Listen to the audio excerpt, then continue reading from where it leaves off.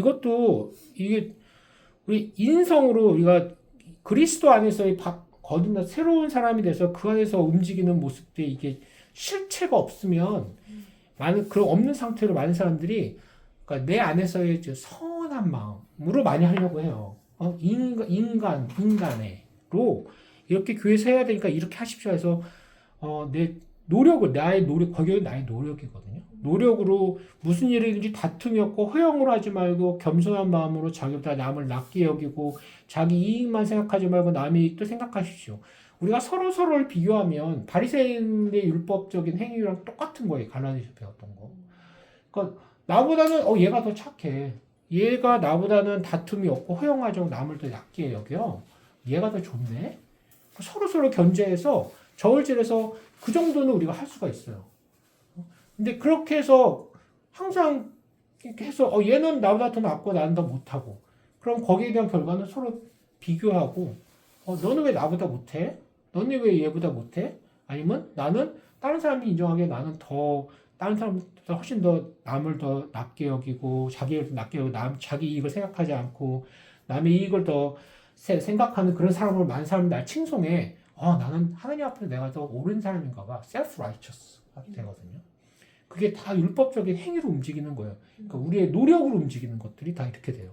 근데 여기서 지금 바울이 얘기하는 건 그렇게 하지 않고 정말 중요하게 우리 안에서 모두가 할 수 있는 나는 성격이 어렸을 때도 굉장히 셀피시해서 너같이 이렇게 안 돼요 하는 사람들조차도 크리스찬에서 할 수 있는 얘기를 지금 하고 있거든요.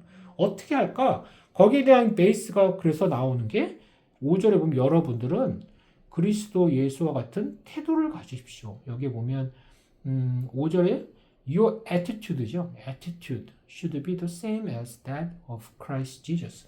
파운데이션이 Christ Jesus예요.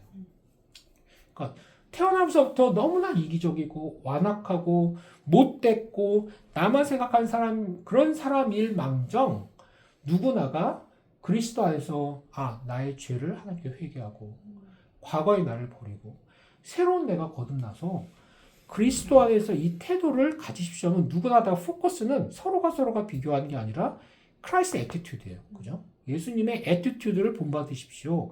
그래서 이게 파운데이션, 이게 공식이에요. 포뮬러.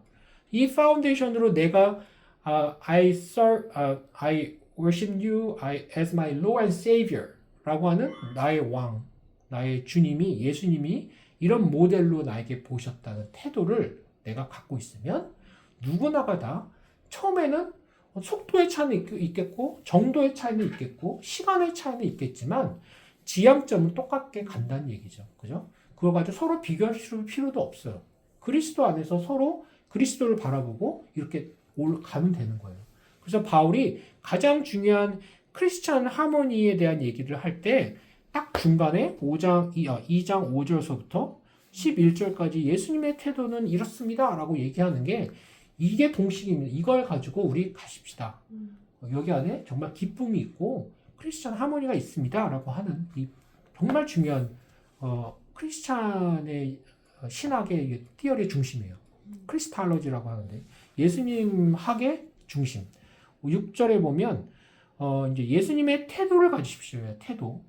행위나 겉으로 보이는 거나 그냥 I'm sorry 이게 아니라 그 마음 안에서 attitude죠. attitude. 또 attitude를 우리가 애들 자녀 교육에서도 attitude를 굉장히 중요하게 생각해요. 크리스천 에듀케이션에 있어서. 그러니까 attitude라고 보면 우리 마음 안에서부터 나오는 태도거든요. 그래서 보면 그분은 그리스도는 원래 하나님의 모습을 지니고 계셨지만 하나님과 동등하게 하려고 생각하지 않으시고 오히려 자기의 모든 특권을 버리시고 종의 모습으로 사람과 같이 되어서 사람의 모양으로 나타나셨으며 그러니까 얼마나 겸손한지에 대한 얘기. 그러니까 우리 아이들도 보면 정말 딱 보면 어쩜 이렇게 오망방자하게 나오는지 이런 모습이 탁탁 캐치가 되거든요. 그리고 정말 모르는데 자기가 다 아는 것 마냥. 이게 어린아이의 모습도 아니에요. 우리의 모습일 수도 있고 모든 사람의 모습인데 이게 그 겸손함에 우리가 어떻게 겸손함을 이뤄나갈까에 대한 가장 겸손함의 극대치, 최고치는 예수님이에요. 예수님의 태도. 하나님이신데 하나님이란 대상이 우리가 그냥 신이 사람이 만든 신의 모습으로 그냥 우스꽝스러운 하나님이 아니라 정말 이 우주를 만드신 창조주이신 하나님이신데 이 하나님의 원래의 모습을 지니고 계셨지만 본인이 스스로 하나님과 동등하게 하려고 생각하지 않으시고 낮춰주셨다는 것.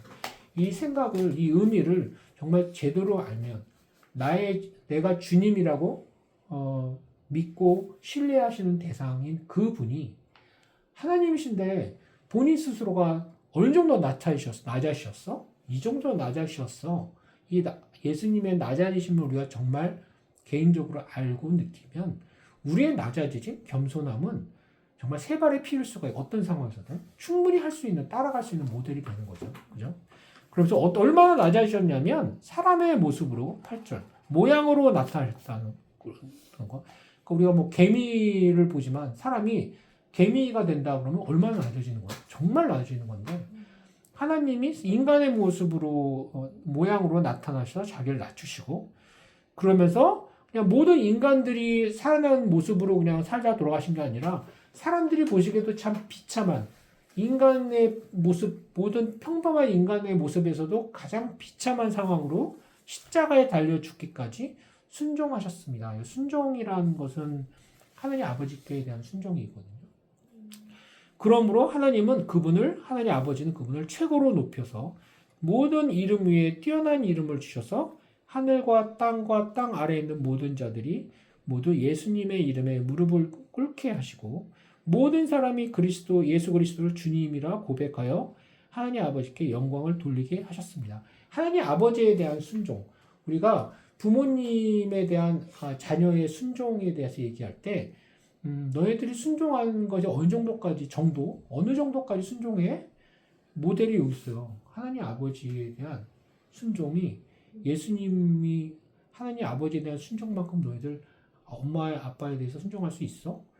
최고치 도달할 수 없을 만한 순종이고요. 예수님의 낮아짐 그렇게 낮아질 수 있어? 그 낮아짐을 우리가 본받으면 낮아짐의 최고치이기 때문에 거기 조금이라도 본받게 되면 많이 사람이 바뀌게 돼요. 낮아질 수밖에 없고. 이게 핵심은 또 여기 보면 모두라는 게 나와요. 항상. 여기 보면 10절에 보면요. 하늘과 땅 안에 있는 자들이 모두 예수님의 이름에 무릎을 꿇게 하시고. 이거는 성경은 크리스찬들만 해당되는 거고 세상에서는 왜 크리스찬들만 있는 거고 예수님도 크리스찬들의 주님이야 예수님이야.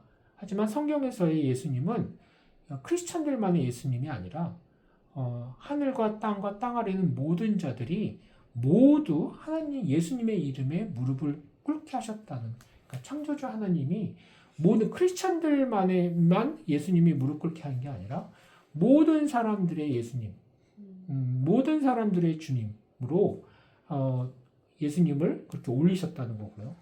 하나님 아버지께 영광을 돌리게 하셨습니다. 이 그리스도 신학, 크리스탈로지의 가장 핵심적인 게 여기 있어요. 그래서 가장 응용이 우리가 해야 되는 것들이고 이 예수님의 태도를 우리가 본받으십시오. 본받으면 여러분 이렇게 할 수 있습니다. 격려하고 하나가 되고 교제가 되고 이런 걸 할 수가 있습니다. 어떻게 정말 이렇게 돼요? 핵심은 이 포뮬러예요. 수학에서 공식을 정확하게 알아야 문제를 푸는 것처럼 예수님의 태도, 예수님의 낮아심을 우리가 정확하게 인지하고 알고 거기에 대한 가치를 우리가 알 때 이런 것들을 충분히 할 수 있습니다. 라는 얘기가 나오고요. 그 다음에 12절서부터 18절까지 자기가 한번 읽어줄래?